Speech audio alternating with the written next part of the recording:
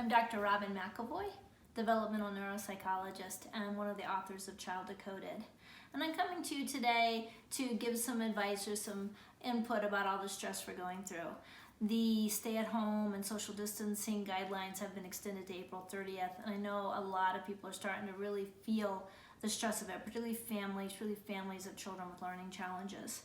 And I like to remind people that in this situation, we have to keep a lot of perspective. We're in a world emergency, and we really only have one main goal, one main objective, and that is to reduce the spread of the virus and reduce the stress on our medical system so that they don't become overwhelmed. So that's our main goal, is to do the physical distancing, follow the guidelines, reduce the spread of this virus. After that, we can sort of pick our secondary goal, and our secondary goal really should be quality of life for self and family. We're feeling a lot of stress right now. There's fear of the virus.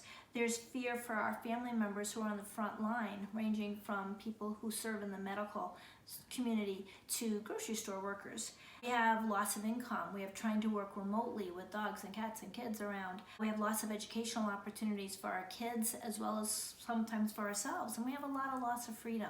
So we're feeling a lot of stress from this and a lot of fear. So this is why the secondary goal is, how do I take care of myself and my family? We're feeling the stress, our children are feeling the stress. And this is what makes academics sometimes a third goal or a distant third goal.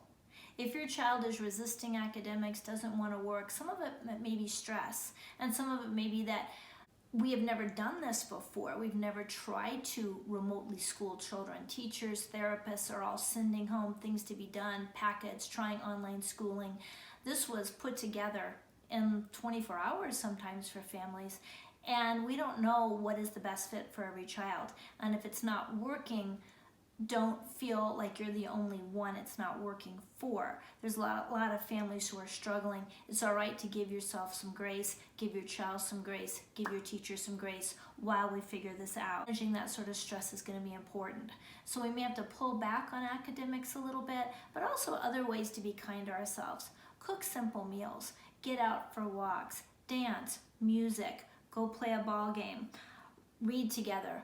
Reconcile that there may be more screen time than you want at this time in our lives. It's like, oh, I don't want my kids on a screen all the time.